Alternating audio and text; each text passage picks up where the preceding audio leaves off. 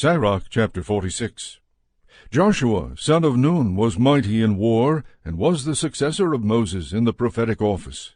He became, as his name implies, a great savior of God's elect, to take vengeance on the enemies that rose against them, so that he might give Israel its inheritance. How glorious he was when he lifted his hands and brandished his sword against the cities!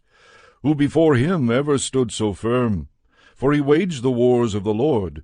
Was it not through him that the sun stood still, and one day became as long as two? He called upon the Most High, the Mighty One, when enemies pressed him on every side. And the great Lord answered him with hailstones of mighty power. He overwhelmed that nation in battle, and on the slope he destroyed his opponents, so that the nations might know his armament, that he was fighting in the sight of the Lord, for he was a devoted follower of the Mighty One. And in the days of Moses he proved his loyalty, he and Caleb son of Jephunneh. They opposed the congregation, restrained the people from sin, and stilled their wicked grumbling.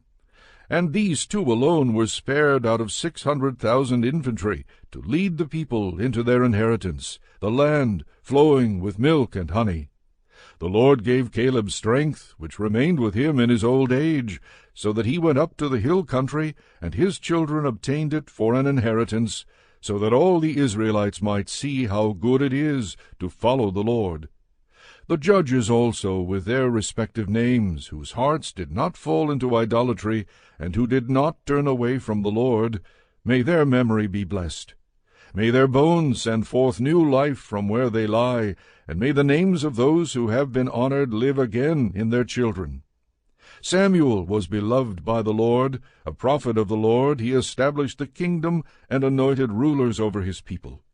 By the law of the Lord he judged the congregation, and the Lord watched over Jacob. By his faithfulness he was proved to be a prophet, and by his words he became known as a trustworthy seer. He called upon the Lord, the Mighty One, when his enemies pressed him on every side, and he offered in sacrifice a suckling lamb. Then the Lord thundered from heaven, and made his voice heard with a mighty sound. He subdued the leaders of the enemy and all the rulers of the Philistines. Before the time of his eternal sleep, Samuel bore witness before the Lord and his anointed. No property, not so much as a pair of shoes, have I taken from any one. And no one accused him.